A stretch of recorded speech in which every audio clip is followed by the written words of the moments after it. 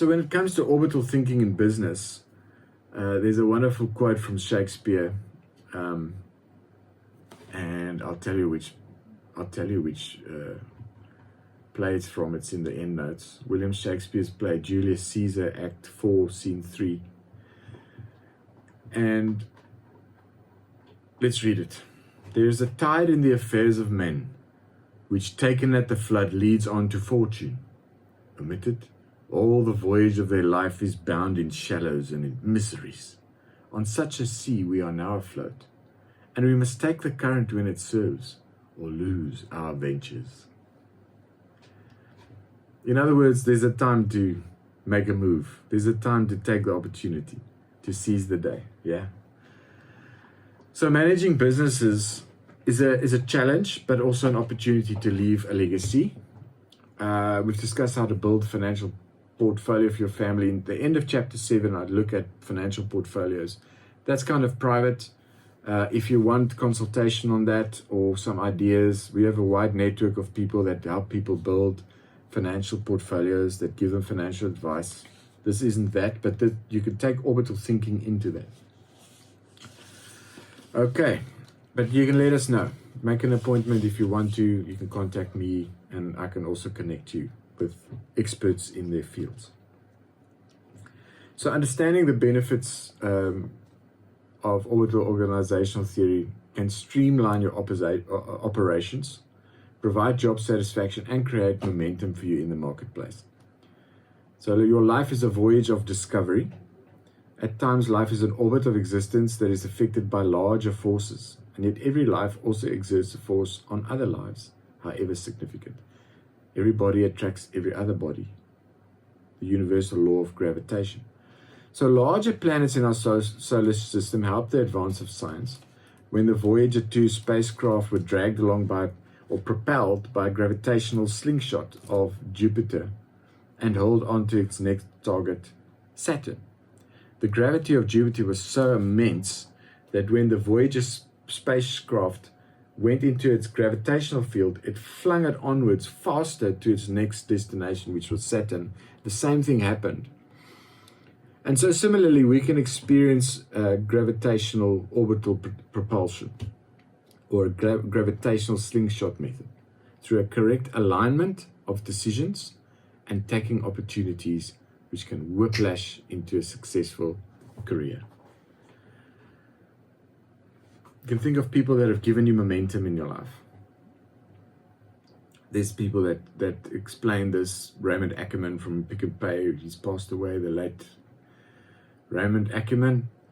He had a meeting with an American businessman and documented the implementation of that advice in his book entitled The 4 Legs of the Table. The advice he received helped him to build one of the most successful food retail chain stores in the Southern Hemisphere.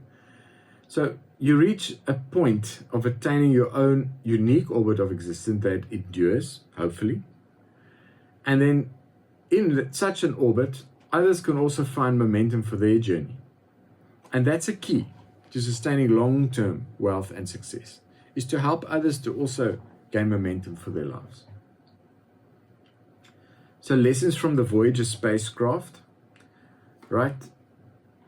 The Voyager spacecraft has shown how to use larger forces to gain momentum. Depending on your function in a business situation, these principles can be applied with a variety of outcomes. A career can be planned using the pull of the individual. What draws a person to a specific field of business? Understanding these concepts will establish the individual in an orbit of productivity that's motivated from an inner desire or pull. Wisdom would suggest that such a process takes time, thought, and accurate evaluation of skill and personal values. Maybe do some surveys. Maybe go and see somebody that is an expert at helping you find what your real pull in life is. What are you drawn towards? And the first space shuttle that orbited the Earth required tremendous effort to launch. You know, to get a satellite into orbit, they have to use boosters and rockets to get it away from the gravitational pull. But at a certain level, it starts orbiting the Earth, and it doesn't need all that effort and fuel and burn. So once the atmosphere is breached, the shuttle travels faster than any atmosphere-bound plane. On October 4, 1957, the Soviet Union launched Sputnik 1, first artificial satellite. It circled the Earth once every 96 minutes and transmitted radio signals that could be received on Earth. Maximum productivity was being achieved with minimum effort once the launch had taken place. So there needs to be a balance between velocity and gravity to maintain a fixed orbit. As satellites orbiting the Earth reveal, a satellite remains in orbit because of a balance between the satellite's velocity, the speed at which it would travel in a straight line, and the gravitational force between the satellite and the Earth. Were it not for the pull of gravity, a satellite's velocity would send it flying away from Earth in a straight line. But were it not for the velocity, gravity would pull the satellite back to Earth. So there needs to be a balance here. To help understand the balance between gravity and velocity, consider what happens when a small weight is attached to a string and swung in a circle. If the string were to break, the weight would fly off in a straight line. However, the string acts like gravity, keeping the weight in its orbit. The weight in string can also show the relationship between satellite's altitude and its orbital period. A long string is like a high altitude. The weight takes a relatively long time to complete one circle, and a short string is like a low altitude where the weight has a relatively short orbital period. The zeal and drive an employee has for succeeding in business should be balanced by the centripetal forces of a company values. Without a strong gravitational pull towards the core business, an employee could be flung out to space. Conversely, too little drive and initiative will not sustain an orbit either. So here's some applications of orbital principles in various departments of a business. Gravitational forces, for instance. The reasons for the existence of a business enterprise. The fundamental concepts of demand and supply warrant further explanation in terms of gravitational forces. The forces at work in the global economy are complex and yet are determined by these basic terms, demand and supply. I need something because I need it, I'll go and look for it until I find it. I have a personal demand. Should I find what I'm looking for quickly, I might check other similar products and compare prices, quality, and after-sales service. Now I'm investigating supply and I'm on my way to meeting my demand. The reason I compare different sources of supply is because I may need that product or service again in the future. There's an orbital thinking. Return business. Okay. And this causes me to build a relationship of trust with the supplier. There's a pull and a push in this relationship. The supplier is pulling in the one that is demanding. Yet my desire for the best price and continued quality service pushes me towards other suppliers. If the supplier knows how to satisfy my demand just enough to keep me coming back for more, an orbit of return business is created. The rate of orbit is determined by the type of demand. The forces of demand and supply should be in equilibrium. The only thing that can affect this equilibrium is if a new supplier with superior force warps the elliptical orbit of the previous supplier's clients. Some forms of business develop their own systems through monopolization of an economic sector, and this holds true for banks, financial service providers, and so on. A client pays their salary into the bank on a monthly basis. The banks now offer one account, including home loans, insurance, annuities, investments, regular savings. Such an institution has managed to draw the client into its solar system. The effects can be positive and negative. There are some warnings to take note of. In such a total absorption of a client's livelihood. Make sure the bank is registered financial service provider with your local government. And a smaller bank in South Africa recently ceased to exist, and some pensioners lost some of their savings because everything was with one bank. So just be careful of that, be aware of that. Look at different types of investments, not putting all your eggs in one basket, that sort of thing. Understanding the galaxy of entrepreneurship. Same principles apply. Dr. Alan Louis attended the Louis Business Group, and I met Carl Smythe, who spoke very well about not just closing a deal, but to create long-lasting, mutually beneficial relationships based on trust. Create long-lasting, mutually beneficial relationships based on trust. And Dr. Alan Louis says entrepreneurship is critical for societies to generate economic growth and ensure economic and socio-economic development. In South Africa, the unemployment rate is sky high. Young people are getting degrees but not getting jobs. What they need to learn is entrepreneurship. Without entrepreneurship, Africa wouldn't exist. So I think in the next 10, 20 years, the youth of the African continent need to actually learn how to start a business and how to run their own businesses. This is not necessarily always being done at school, where there's an outdated curriculum based on outdated outcomes in societies that where it's no longer relevant. Our society has moved forward so fast that we need a new updated education system.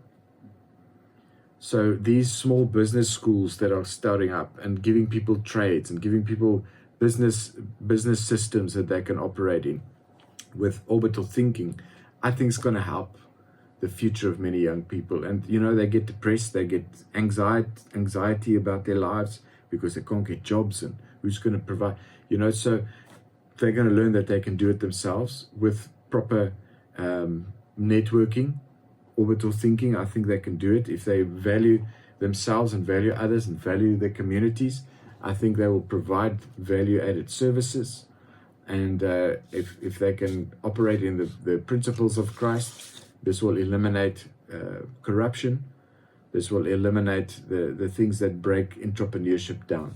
Give you an example of one area where things have changed in our country.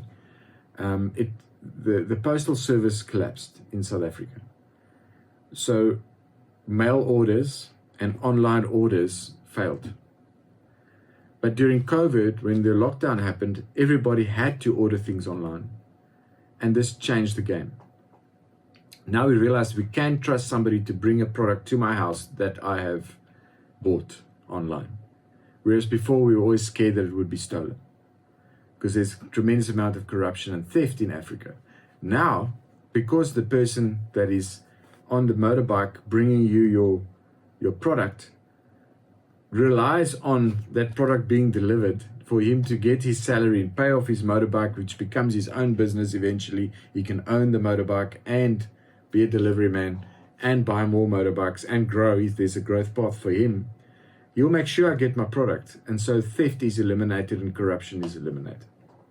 He grows more by keeping to the ethics that we all need to subscribe to. And in doing so, the universe of online sales has grown exponentially, so much so that our family just receives groceries every week on a motorbike. And we're actually spending less because we're budgeting on the phone. We're not doing any impulse buys. So now we know exactly what we're paying for. So things can change. Systems can change, and systems can develop well for everybody involved. You can benefit everybody. We can look at values and ethics in your galaxy of your business. You can look at a mission statement, how to do a mission statement. Operational orbits of business, the management structures, human resources, data retrieval systems. I mentioned some things earlier about how we manage and protect personal information in our church ministry. We use certain software to do that. Read through there and have a look at some of the things and do some of your own thought experiments.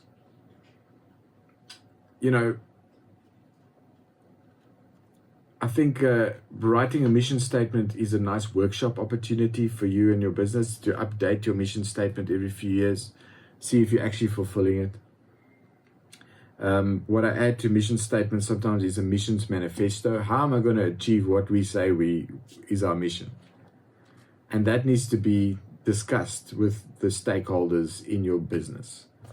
We want to achieve this. These are our goals. How are we going to do it? What does it look like? How do our processes have to change for us to achieve that in the time we're sitting? So that's more of a manifesto, and it's like a live snapshot of your mission statement, seeing how it's going and how you can change it and shift it. I like doing that with people. I sit with people sometimes. I do some consultation, into orbit consultation. I call it personal development or business development, and we just talk about it. And I map things out for people with orbital thinking, and sometimes they get a new vision, a refreshed vision, if you like, for their business. I think There's some other investment principles that I mentioned there. Compound interest, that shows you circuits, orbits of repetition that grow. And yeah, there's some questions at the end that you can fill in here. And we'll look at radio astronomy next and how that affects networking. So yeah, have a look at the company values, centripetal forces, centrifugal forces, draw the shape of your galaxy. I can help you do that as well if you register for this course, and if you can also have a consultation for your business. And just contact us with Pelsa Media for that. God bless you. I hope the Lord helps you see your business differently and create some new orbits that will generate wealth to help you establish His covenant with you. God bless you.